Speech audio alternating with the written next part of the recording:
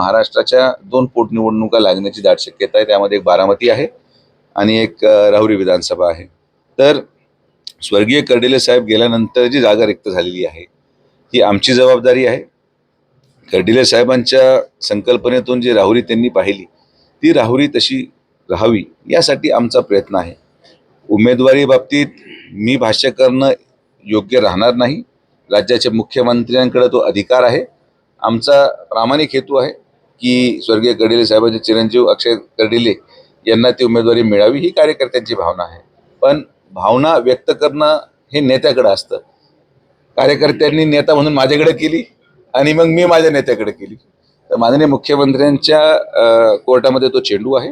आम्ही पूर्ण विश्वासाने मुख्यमंत्री महोदयांकडे विनंती करू आणि मला विश्वास आहे की मुख्यमंत्री देखील जनभावनेचा आदर करत निश्चित अक्षयला ती उमेदवारी देतील अशी माझी अपेक्षा आहे। पण जो काही निर्णय होईल तो वरिष्ठ पातळीवर केला जाईल। अशा दोन्हीही आकस्मिक मृत्यू झाल्याने ते रिक्त झालेल्या विधानसभा आहेत आणि त्यामुळं मला असं वाटतं की महाराष्ट्राने एक आदर्श घडवावा आणि दोन्हीही विधानसभेमध्ये तडजोड करून सामंजस्याने महाविकास आघाडी महायुतीमध्ये सामंजस्याने तोडगा काढून या दोन्हीही विधानसभा सकारात्मकतेने बिनविरोध कराव्यात ही आपली अपेक्षा आहे 100%।